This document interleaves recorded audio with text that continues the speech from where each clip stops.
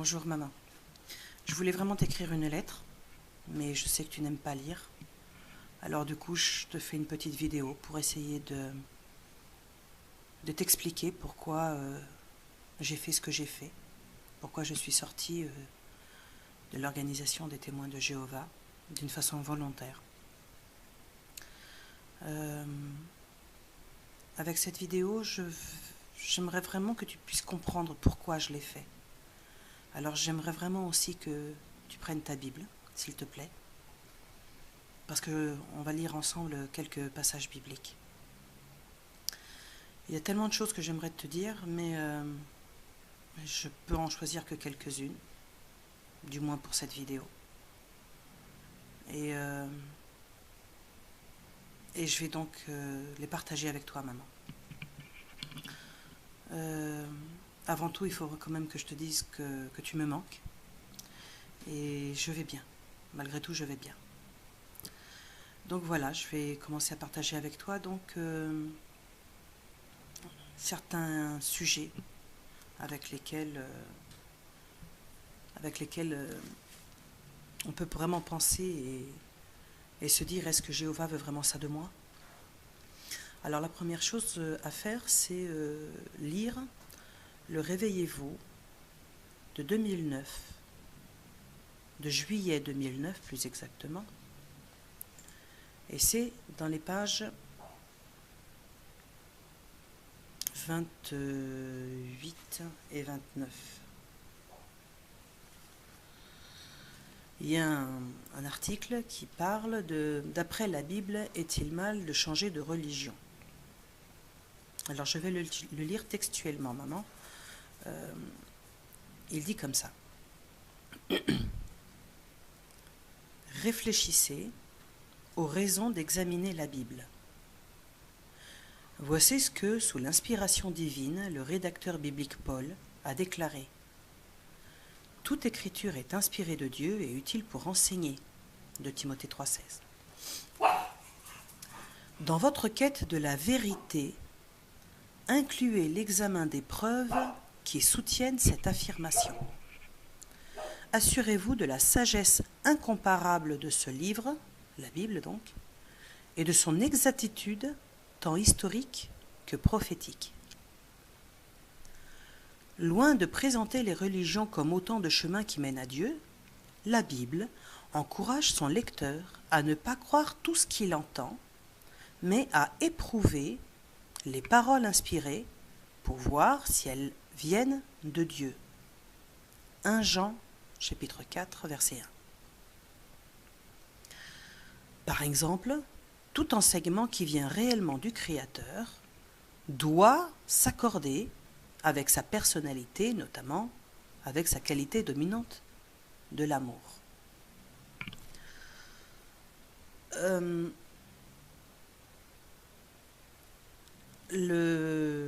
L'article continue, si tu veux continuer à le lire.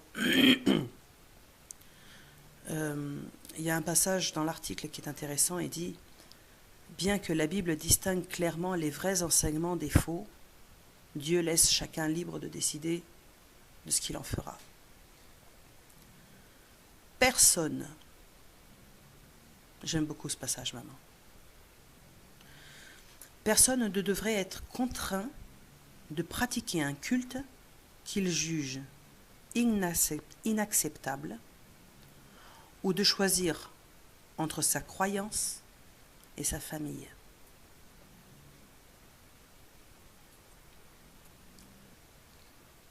Tu vois, on dit que ceux qui veulent partir de l'organisation, ils sont libres de le faire, maman. C'est pas vrai.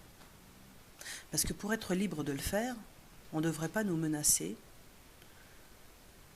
de nous éloigner de notre famille.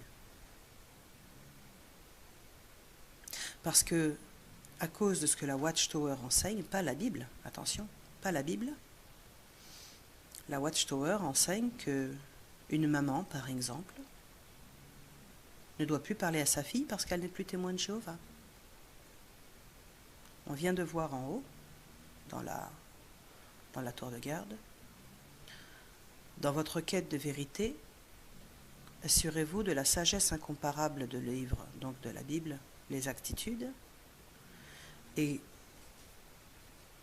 tout enseignement qui vient réellement du Créateur doit s'accorder avec sa personnalité, notamment avec sa qualité dominante de l'amour. Lorsque les demi-frères de Jésus disaient qu'il était faux, est-ce que tu crois que Jésus les a exclus pour autant ?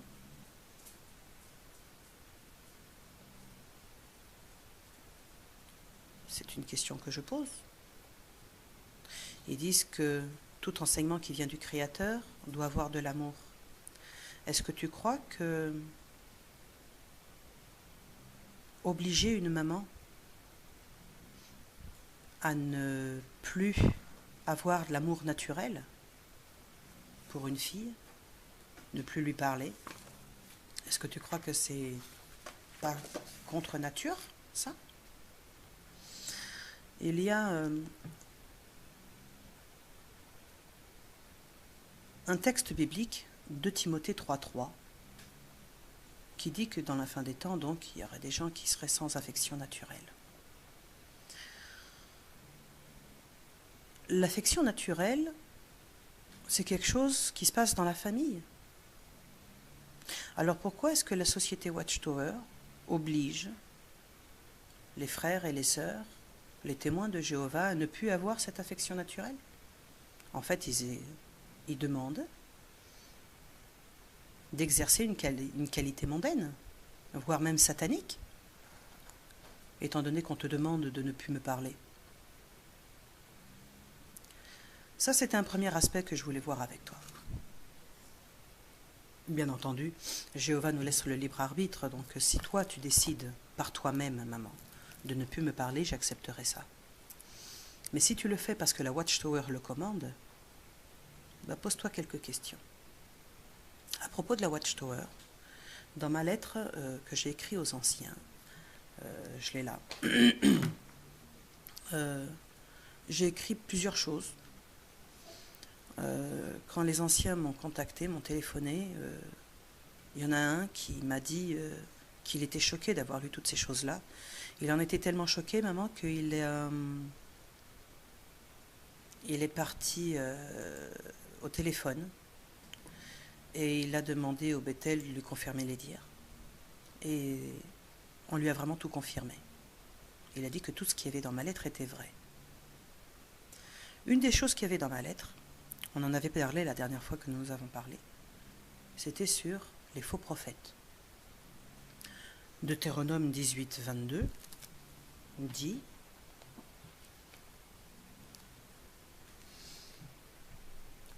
Quand le prophète parlera au nom de Jéhovah et que la parole n'arrivera pas ou ne se réalisera pas, c'est là la parole que Jéhovah n'a pas dite. Le prophète l'a dite par présomption. » Jérémie 28, 9.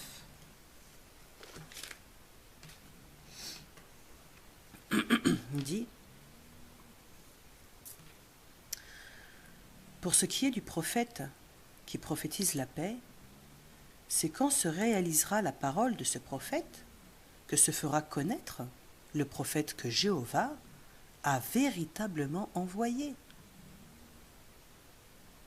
Alors, la société Watchtower, maman, a prédit beaucoup de dates. Ils en ont prédit 7 exactement. Il y a eu 1874, 1914, après 1914 c'était plus ça, alors c'était 1915, après c'était 1925 pour la résurrection de David, Abraham, etc. Après il y a eu 1975, celle qu'on connaît le mieux. Toutes ces dates-là ne sont pas réalisées, maman.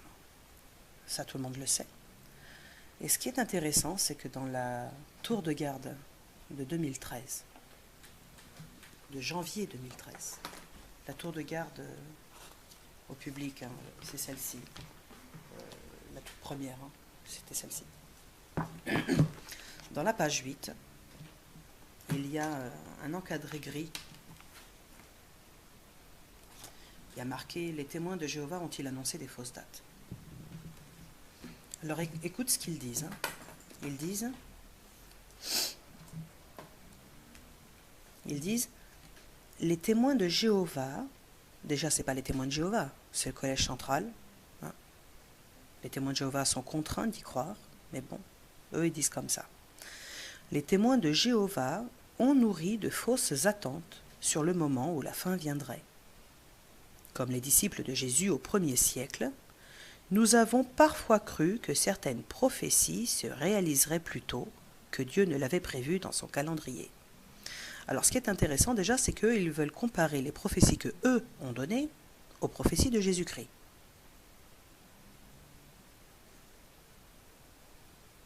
Déjà ici je tilte. Il continue à dire « Nous partageons le sentiment d'un témoin de longue expérience, Alexander Macmillan, qui a dit « J'ai compris qu'il nous fallait reconnaître nos erreurs et continuer de sonder la parole de Dieu pour obtenir une plus grande lumière. » Là déjà c'est bien, ils admettent leur erreur. Mais est-ce qu'ils s'excusent? Eh bien non, ils ne s'excusent pas. Dans aucun passage, dans aucune toile de garde, et crois-moi maman, j'ai cherché. Le collège central a présenté ses excuses. Tu sais très bien, comme moi, qu'en 1975, il y a eu des gens qui ont vendu leur commerce, leur maison, maman. Ils ont vécu pendant des mois dans leur voiture. Jamais on leur a demandé pardon à ces gens-là. Dans le même article, il continue à dire « De même, nous avons eu de fausses attentes concernant la fin.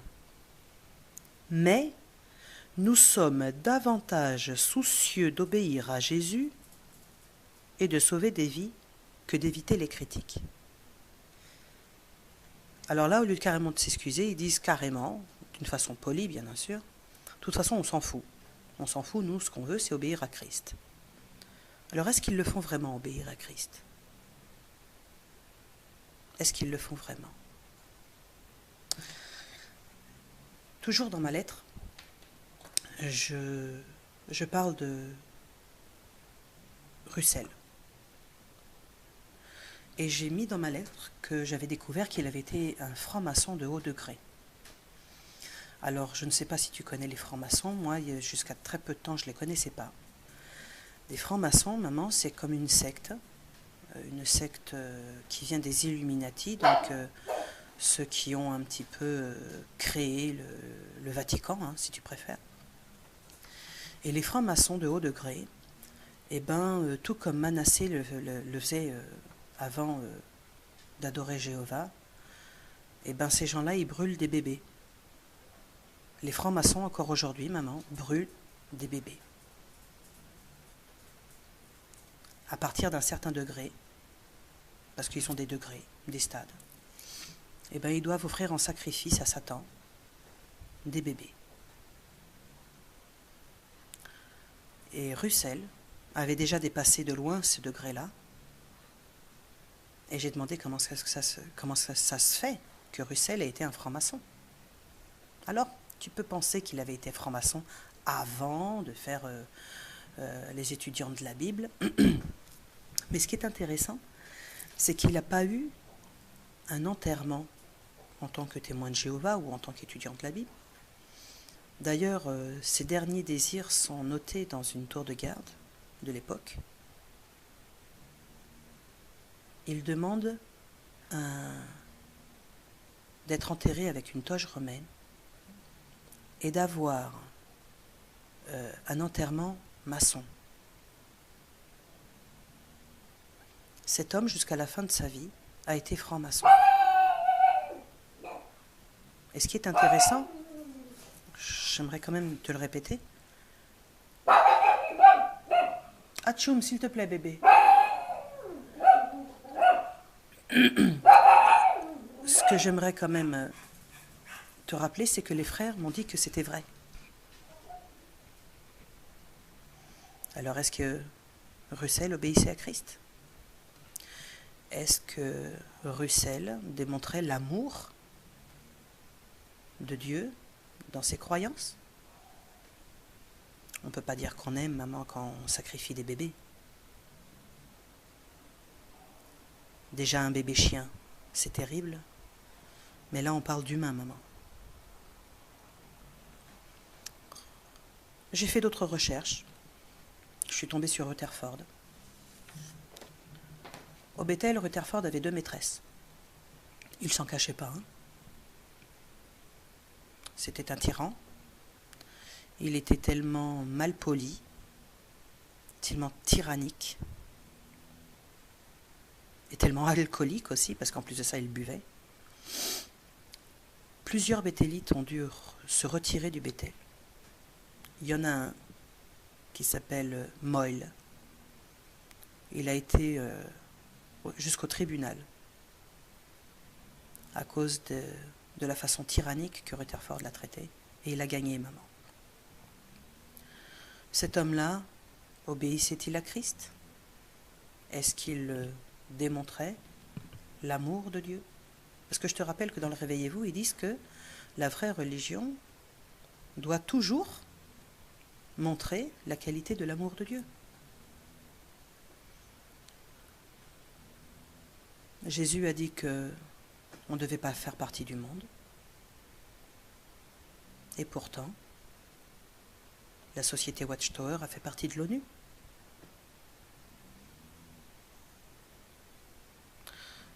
Dans ma lettre, je parle du fait que la Watchtower a eu 50% d'actions d'une entreprise liée à l'armement. À l'armement. C'est vrai. Dans ma lettre, je parle du fait que pendant 40 ans, on a reçu l'argent du tabac de Philip Morris. Philip Morris, c'est celui qui fait Marlboro. Pendant 40 ans, maman, tous les ans, on a reçu une moyenne de 2 millions de dollars de ces gens-là. Et des gens qu'on connaît, comme Éliseo, sont exclus parce qu'ils fument.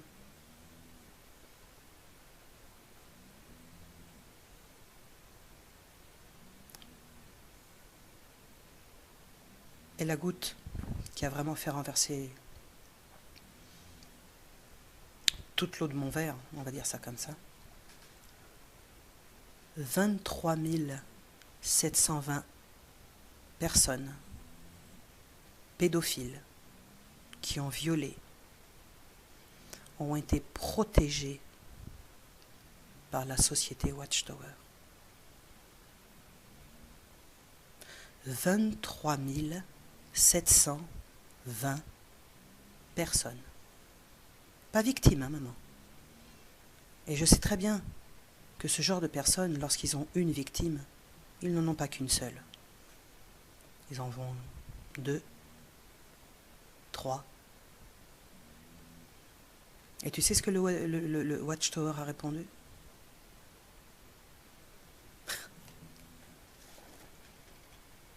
Je te le lis.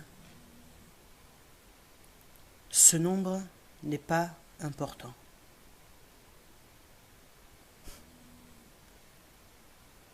Si on fait un pédophile avec 2 victimes, ça fait presque 50 000 enfants, maman. Ce nombre n'est pas important. C'est l'amour de Christ. C'est l'amour de Jéhovah.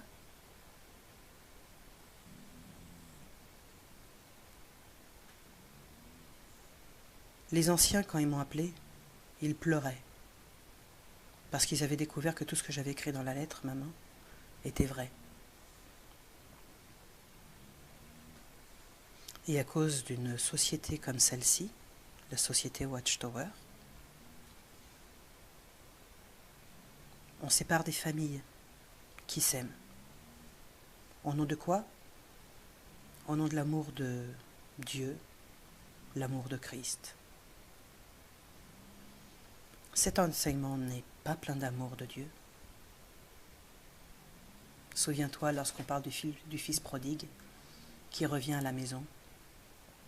Pourquoi est-ce qu'il s'était repenti, maman? Pourquoi est-ce qu'il est vraiment rentré à la maison de son père?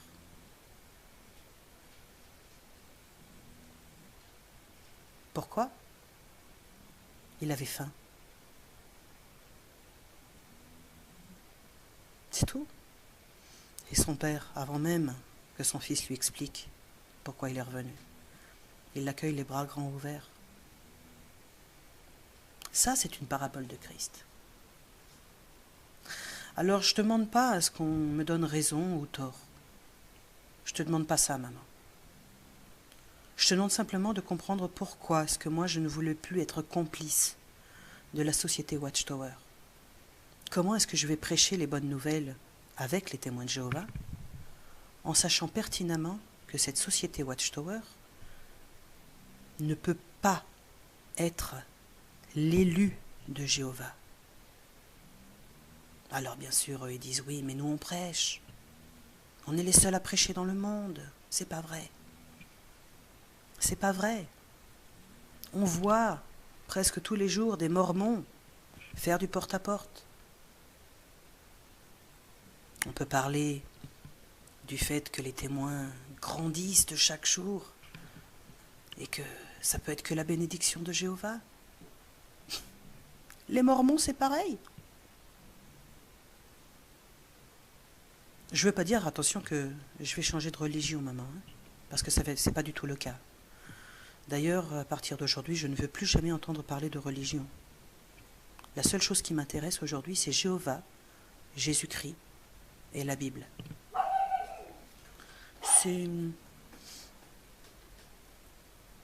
Jésus dit que quiconque veut connaître la vérité, il l'aura.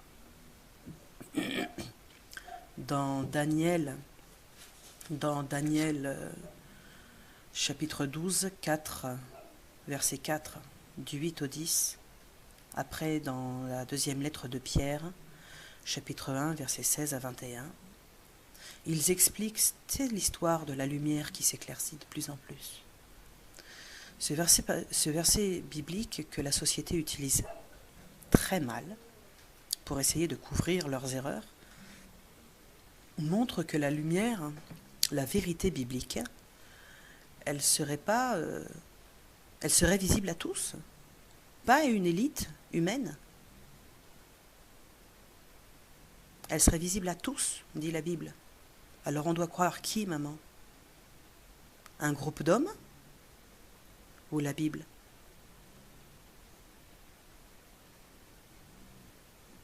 C'est une question que je pose. Une autre question que je pourrais poser. Jéhovah ne peut pas mentir. On le sait toutes les deux très bien. La Bible le dit. Alors, comment est-ce qu'un Dieu de vérité peut donner de fausses instructions grâce à son Esprit Saint pour plus tard leur dire « Oui, je vous ai donné des fausses instructions, mais c'est pour que vous puissiez comprendre mieux les nouvelles. » Et ainsi de suite. Et le faire plusieurs fois au cours des 100 dernières années. Jéhovah ne peut pas faire ça. Ça voudrait dire que Jéhovah est un menteur. Or, la Bible dit que Jéhovah ne peut pas mentir.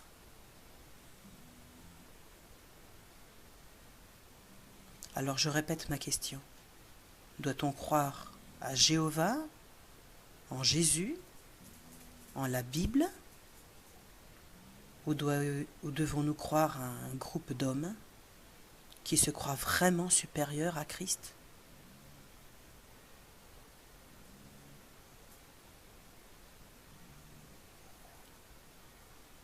On m'a nommé d'apostat ici.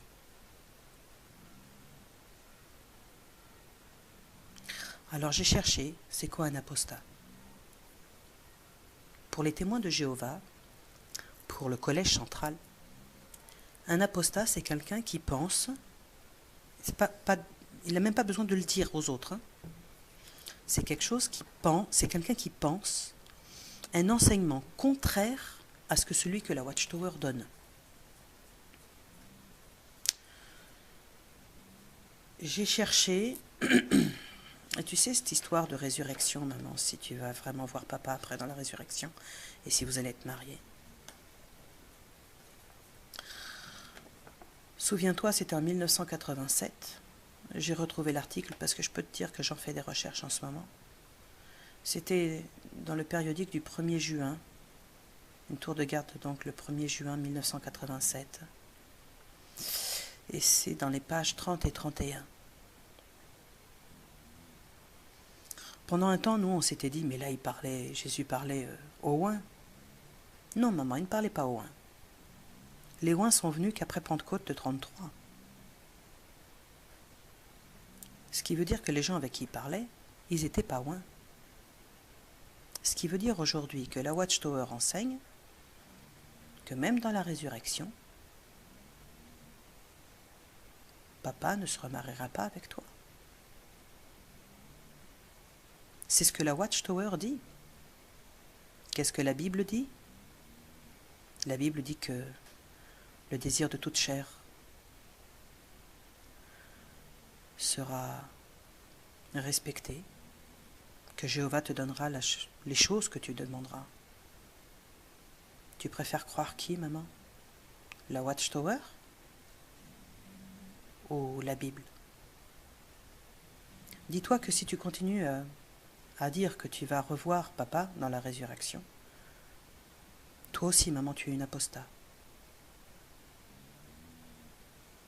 Selon, bien entendu, la définition que la Watchtower donne aux apostats. Parce que la Bible, elle, dit qu'un apostat, c'est celui qui renie la croyance de Christ, celui qui dit que Christ n'a jamais ressuscité.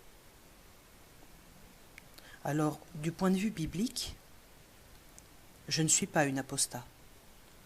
Du point de vue de la société Watchtower, j'en suis une. Mais étant donné que celui qui pense différemment de ce que la Watchtower t'oblige à croire, ben si tu penses un tout petit peu différemment, toi aussi tu es une apostat.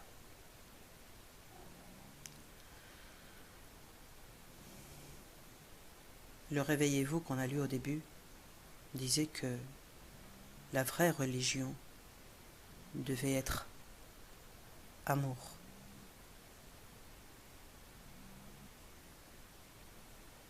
Aujourd'hui, je me suis rendu compte que la société Watchtower n'avait pas d'amour. À cause de leurs exigences, 20 000 frères et sœurs ont été tués, massacrés, violés au Malawi. Pendant qu'exactement au même moment au Mexique, il disait aux frères, mais oui, vous inquiétez pas, vous pouvez avoir une petite carte d'identité de voteur. Parce qu'il fallait préserver les biens matériels qu'ils avaient investis au Mexique. Ces frères au Malawi sont morts parce qu'ils n'avaient pas acheté une petite carte d'électeur. On ne leur demandait pas de voter, on leur demandait simplement d'avoir cette carte qui fonctionnait plus comme carte d'identité que carte d'électeur. 20 000 sont morts, torturés, violés, hommes, femmes et enfants. À cause de quoi? De l'amour de la Watchtower.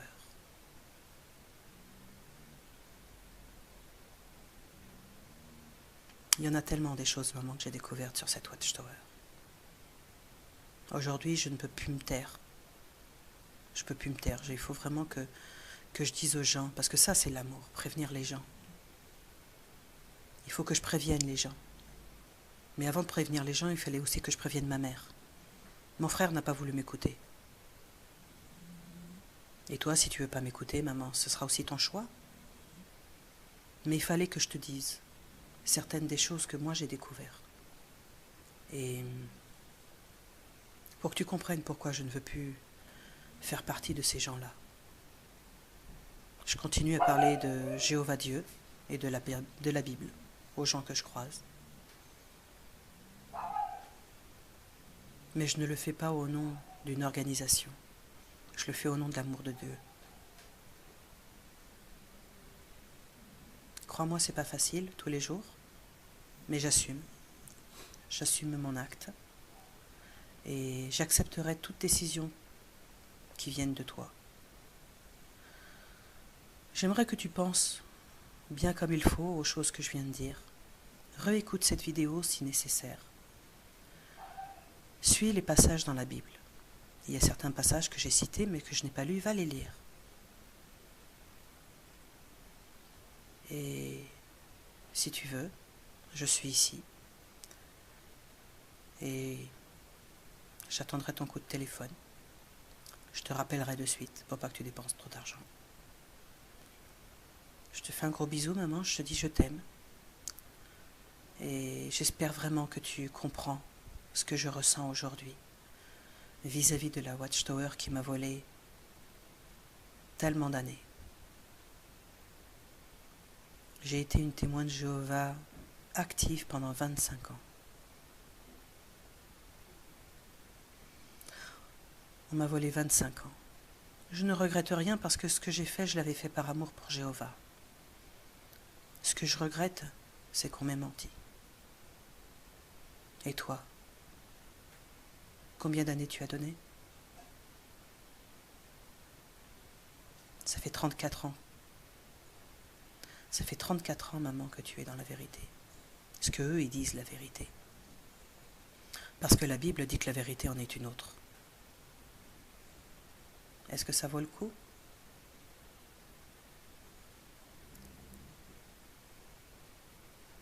Je ne vais pas répondre. Je vais te laisser y penser. Parce que le problème dans tout ça, c'est qu'on est retenu captif dans cette religion. Si tu veux sortir, bah ouais, on t'éloigne de ta famille, de tes amis. Ils ne te parleront plus, ils ne te diront même plus bonjour. Tu seras un pestiféré. C'est pas facile de sortir de cette religion.